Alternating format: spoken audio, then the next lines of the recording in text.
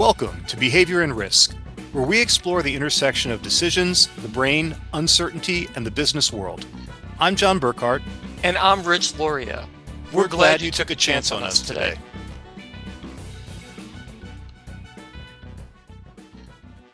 In early 2013, Google was at the pinnacle of its power and popularity. They were the top search engine in the world by far. Their app suite was enormously popular, and save for their ill-fated foray into the social media landscape with Google+, everything that they touched turned to gold. Against that landscape, in April of 2013, they launched a prototype product called Google Glass. This was the earliest incarnation of what has come to be called smart glasses. By contemporary standards, the Google Glass was fairly rudimentary.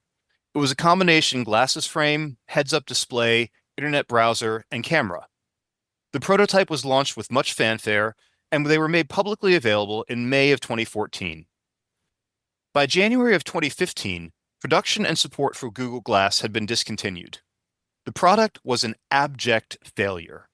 Not only were sales abysmal, public sentiment turned viciously against Google.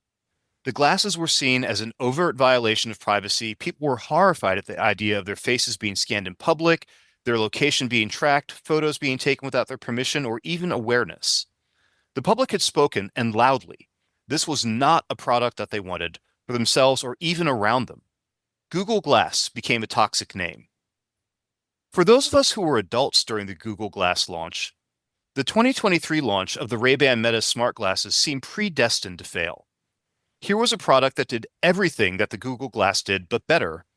It was specifically advertised as supporting live streaming and proudly touted its integration with AI.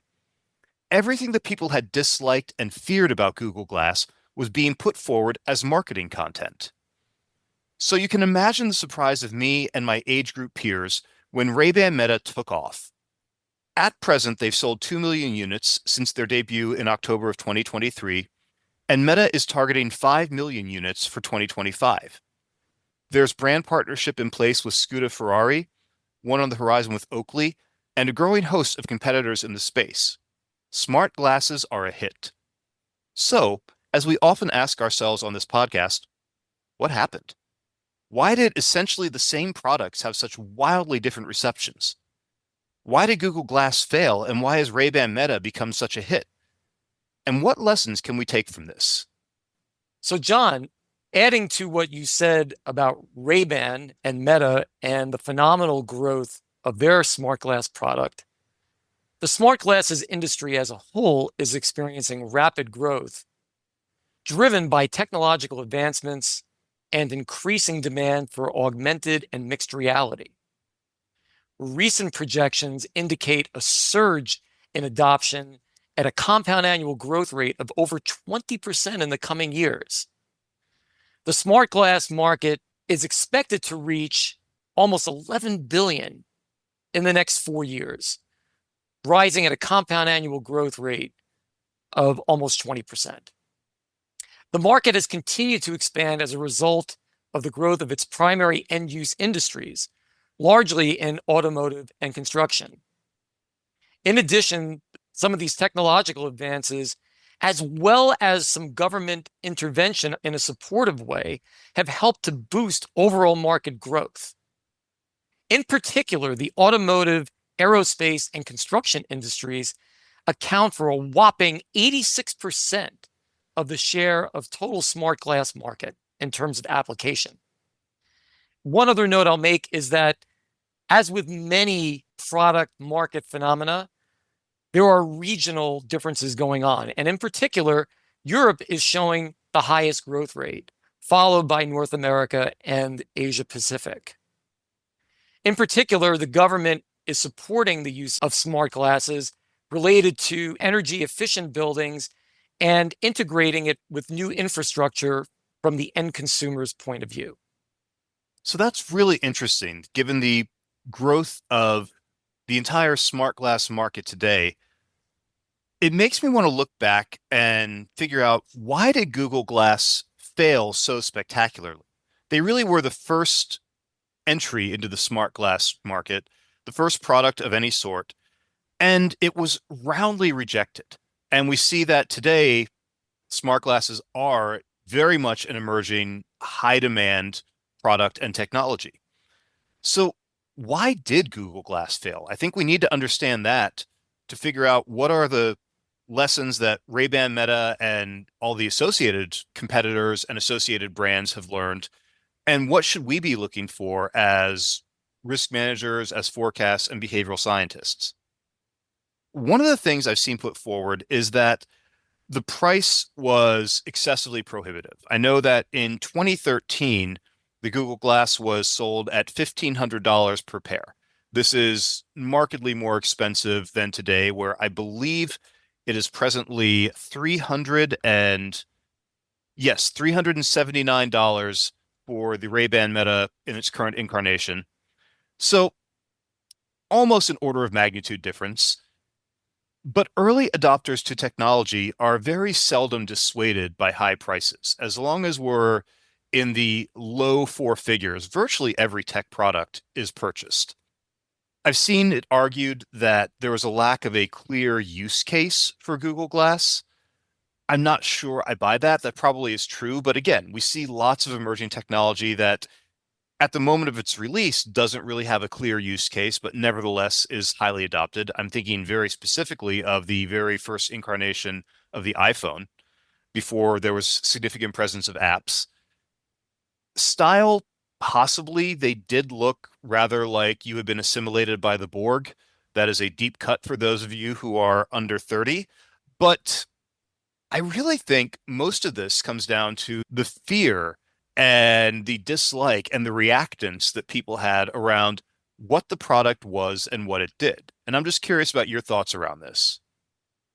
Yeah, my thoughts around this are that at that time, there was a lack of social acceptance of being photographed randomly.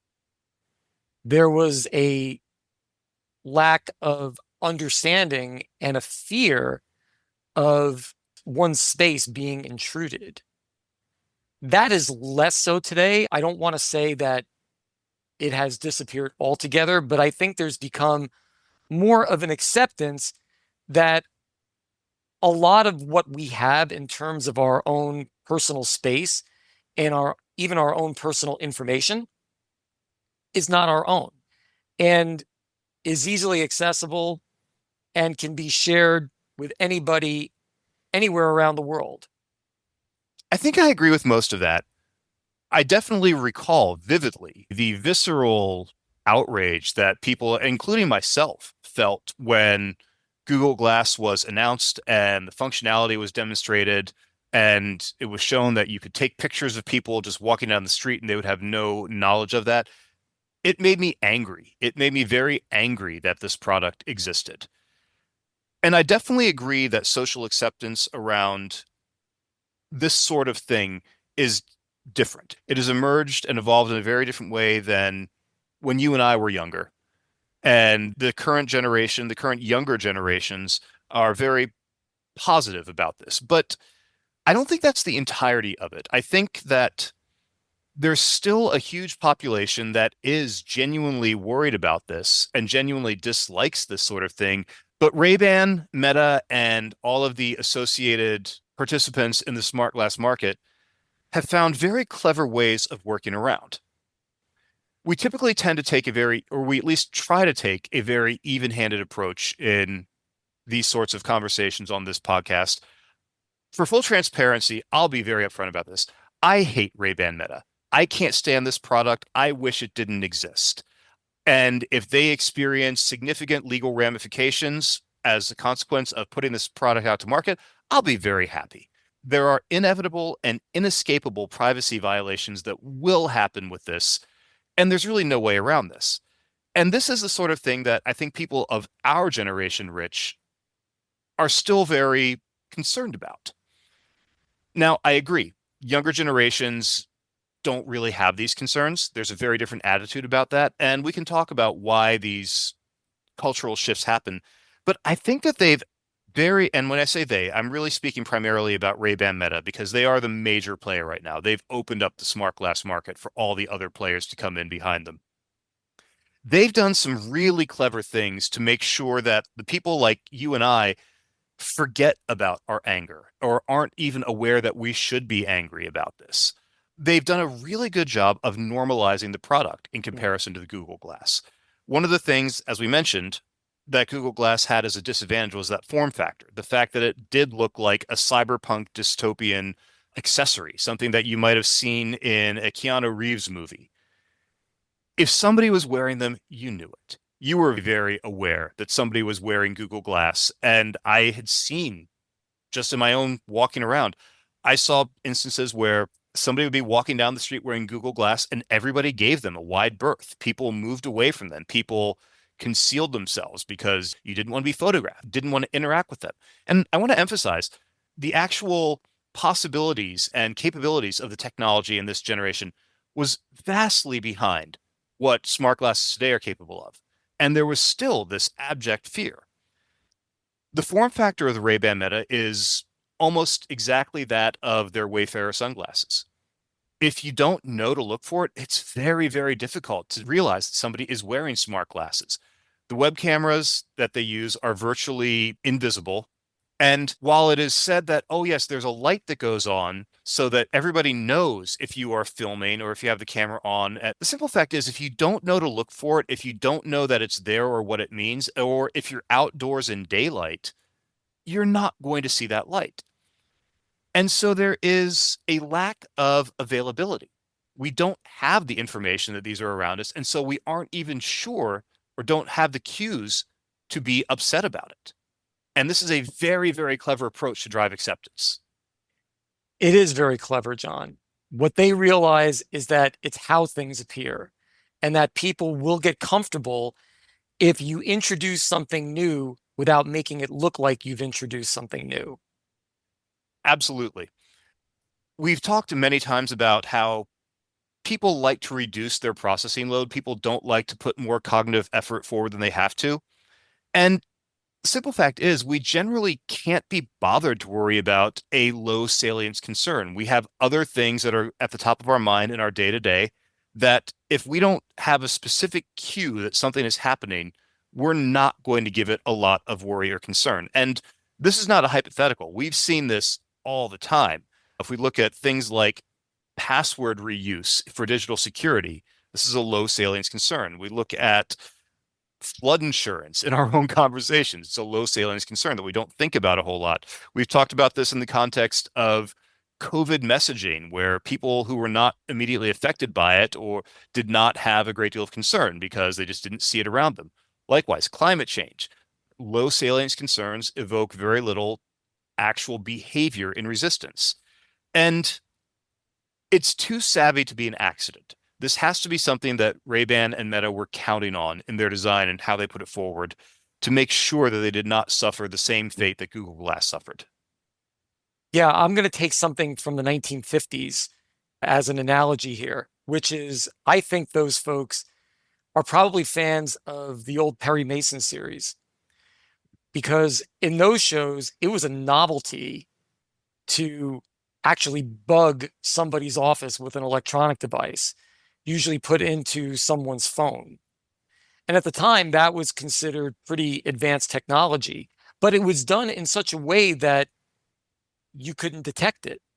You had to have an expert come in to be able to find the electronic bug because it was, at that time, relatively microscopic in terms of the overall technology that were being used in offices. So therefore, it often went undetected and could be highly effective.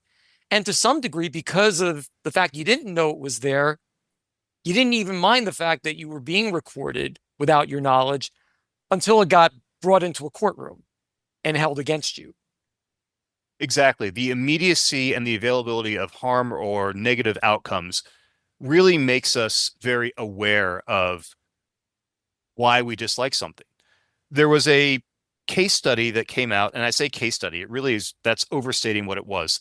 There was an article that came out in October of 2024 that two Harvard students, Anfu Wen and Kane Ardefo, I apologize if I'm mispronouncing probably both of those, did a proof of concept or perhaps a demonstrator would be a better way of putting it, where they took Meta glasses and they integrated an AI facial recognition engine with it to dox people on the street in real time, to automatically detect the to pull their names, their phone numbers, their addresses.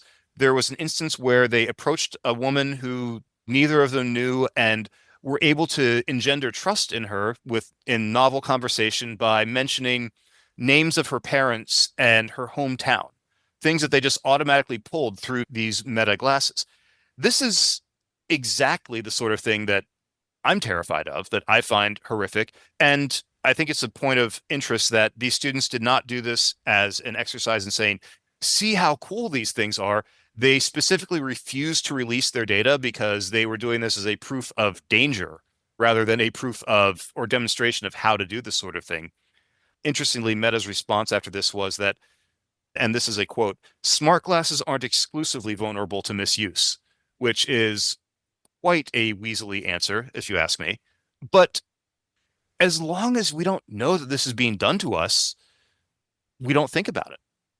And I think this is part of a longer term strategy. And I realize we're sort of getting into Machiavellian territory here, but I do think this is a very cleverly constructed behavioral campaign, which is we have talked about. There are these younger generations that are very social media positive, that do not mind, in fact, enthusiastically broadcast their lives and their likeness globally to whoever will watch and whoever will listen.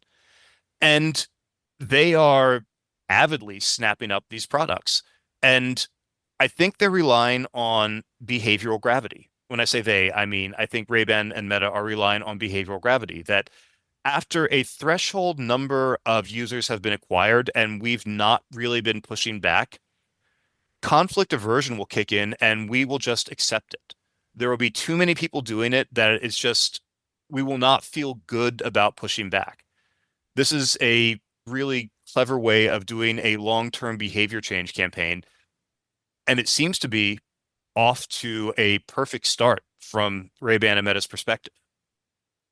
Yeah, I agree, John. They've gotten a lot of help from the latest generations. And I think what they're leveraging in the younger generations is frankly the lack of loss aversion that they've built, because younger folks, younger generations don't have as much to lose. They haven't built up the equity. They haven't built up the reputation.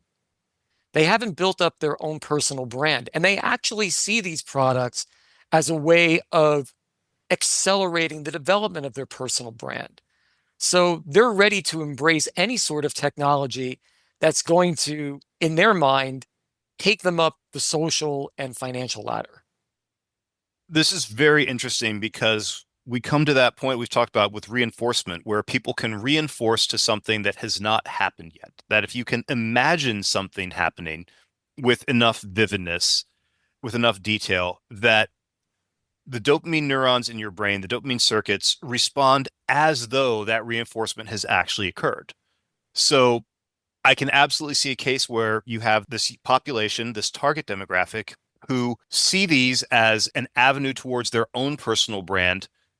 And in seeing other people using them and seeing viral videos, and by the way, I think that's a very important point, that viral TikTok marketing and Instagram marketing was a key component of RayBan and Meta's marketing strategy here. Seeing these and self-reinforcing to how this could make their own position, their own brand, their own lives better.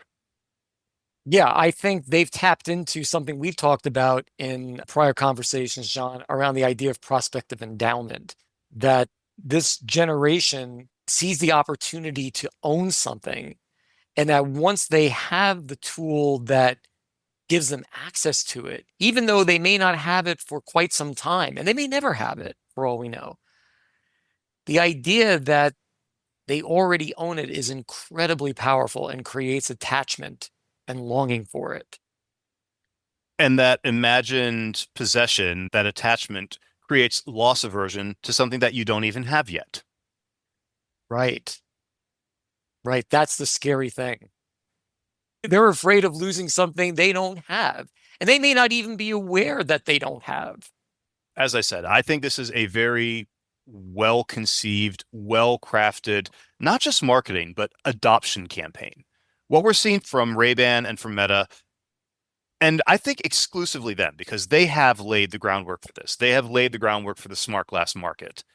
Is they did not approach this as a product marketing campaign. They approached this as a behavior change campaign.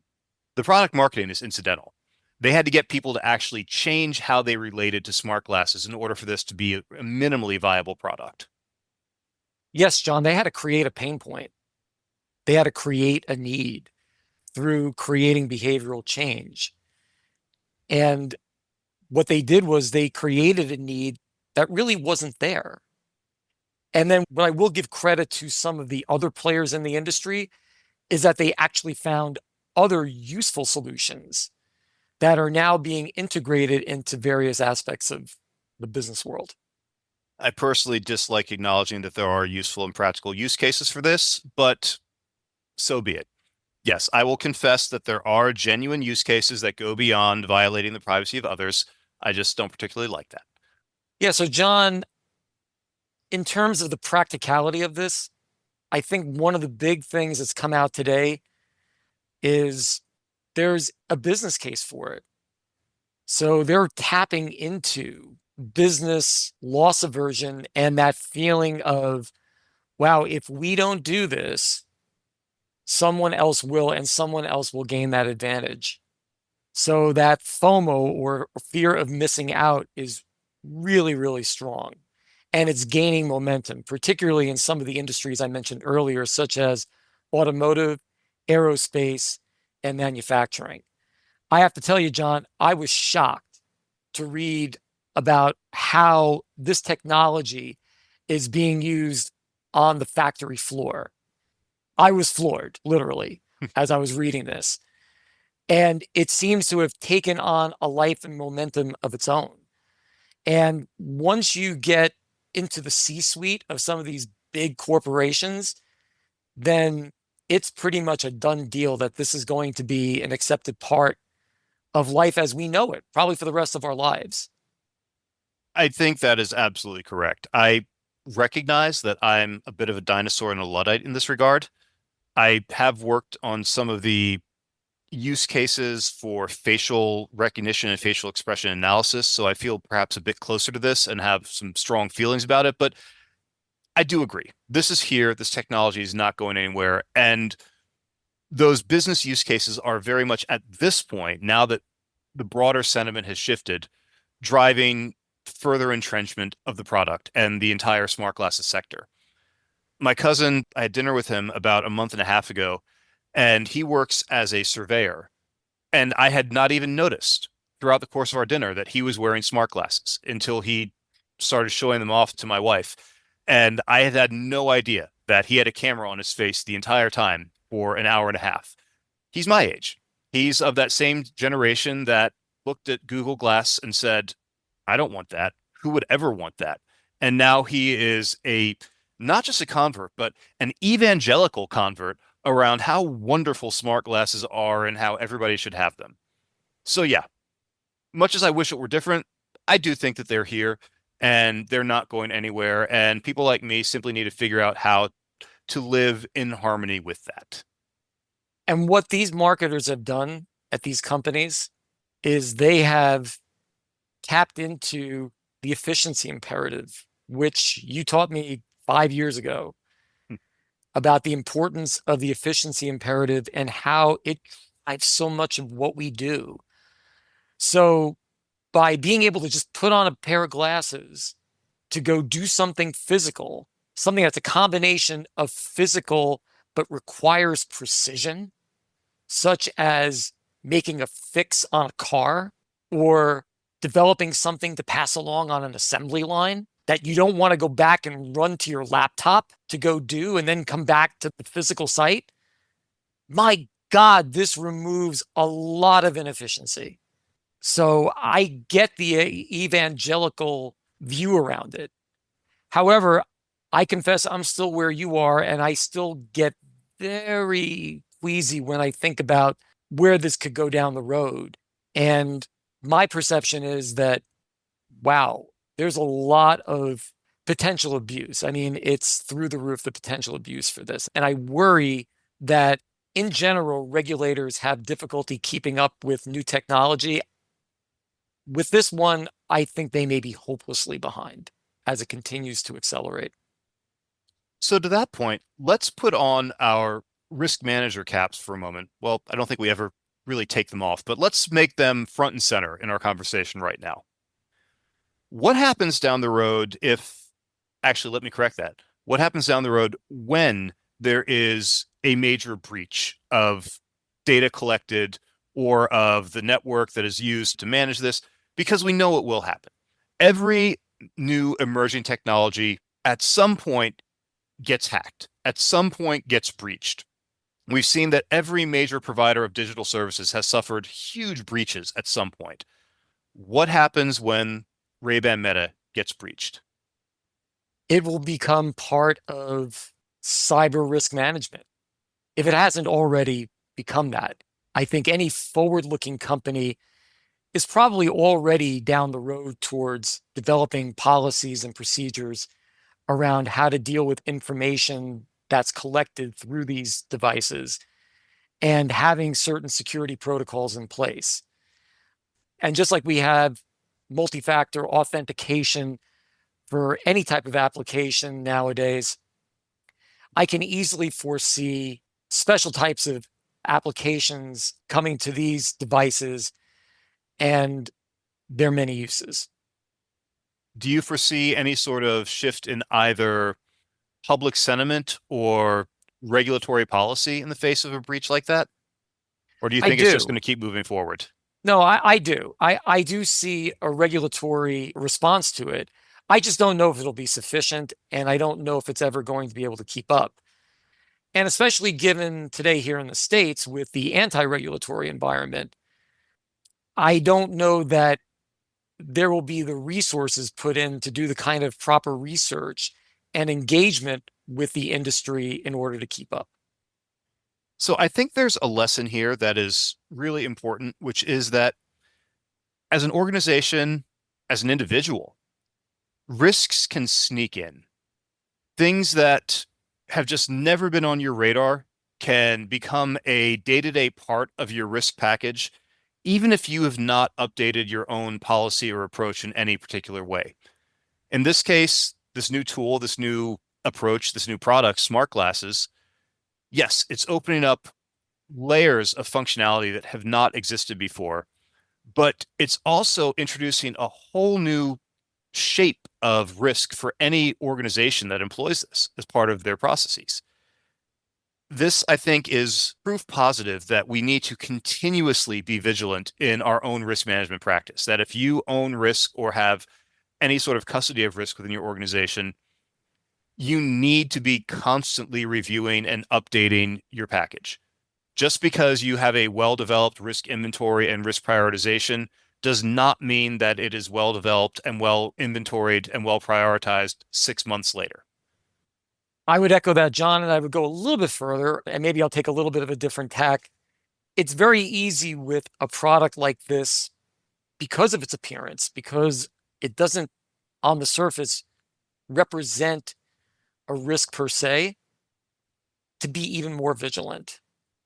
I'll compare and contrast this to all of the hullabaloo around artificial intelligence, which I don't think is unfounded, but in some ways, I think is getting a lot more light and a lot more concern than smart glasses do. And I don't think that's warranted. I think both technologies are emerging, they're evolving quickly, and they both deserve a certain amount of risk management attention and a significant amount of vigilance in terms of updating policies and procedures and making sure that protocols have been adapted to account for the fact that these things are now part of running a business in 2025. I think your artificial intelligence comparison is very apt because one of the major selling points, and indeed, I think crucial elements of functionality for smart glasses is their integration with AI. What will be really interesting to me is how do smart glasses and the data they collect contribute to the training and evolution of artificial intelligence engines that Meta possesses and that any client organization that utilizes smart glasses may come to implement and develop. Yeah, this is all really powerful stuff. And I foresee it going beyond just the manufacturers of these devices, but I see them becoming something that could be part of world governments, particularly those of authoritarian regimes and criminal groups that could get access to the information that's contained and do Lord knows what with them. So there's a lot at stake for not only us as individuals and our own individual privacy needs, but for the world at large and the overall security of it. In broader strokes, and in perhaps a somewhat different direction, I think there is a very important lesson we should take away from all of this, and especially people who are involved in the marketing and product development space. The fact that Google Glass failed so abysmally and Ray-Ban Meta and all of its current day competitors are going gangbusters illustrates that just because a product fails doesn't mean that it's necessarily a bad product. Products need to be aligned to their times and to their markets. And the fact that a product has failed in the past does not mean automatically that it will fail in the future. This is very important when evaluating potential companies for investment, potential products for venture capital and for private equity funding, and for anything where we have to look at something and say, well, has this been done before? Just because it's been attempted before doesn't automatically mean that it should be rejected out of hand. Yeah, that's a great point, John. The fast follower strategy, which is a modified version of copycatting, which you and I have talked about, and we do speak extensively about it in our textbook. We know that that lowers cognitive load. So it is a very efficient source of product ideation and revenue generation. So it's all about figuring out why did the prior product not succeed or maybe didn't succeed as much as it could. Because the hardest thing to do, I found in my career, is putting out the straw man, right? Putting out that first version of something that's really novel. It takes a lot of energy and a lot of creativity to put out a truly new idea. And that's where Google was when it put out Google Glass back in 2013. They were the pioneer. They were the ones that were setting out on something that had been fantasized about in science fiction, but had never really been attempted in any pragmatic way. And they were the first ones to go out there. And of course, when that happens, there are always going to be some things that don't work out, promises that you hope to keep, but struggle to do so because maybe the technology is not quite there, or you haven't figured out all of the logistical issues. I mean, there were a number of reasons why Google struggled initially with its Google Glass product. But when you are taking a strategy of being a fast follower, you have the benefit of leveraging into hindsight bias, which is incredibly powerful and something that we use all the time, right? I mean, our libraries and the virtual space is filled with history lessons.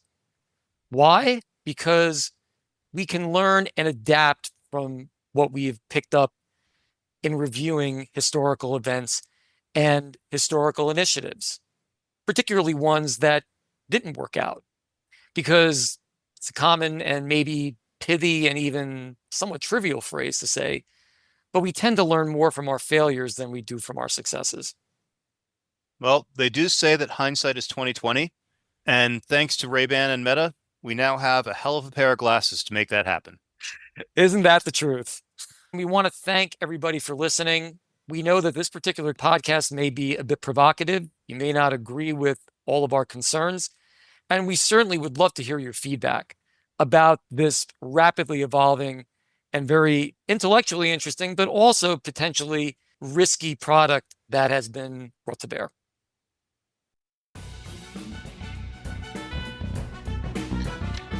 Behavior and Risk is brought to you by Capita Solutions. Behavior and Risk staff includes our research team, Sherry Xu and Jin Zhang, and our editing team, Qingying Gao and Athena Liu. Theme music by Crypt of Insomnia. The opinions presented here are solely those of John Burkhart and Rich Loria and do not represent those of Columbia University, Capita Solutions, or any other organization. We thank you for taking a chance on us today.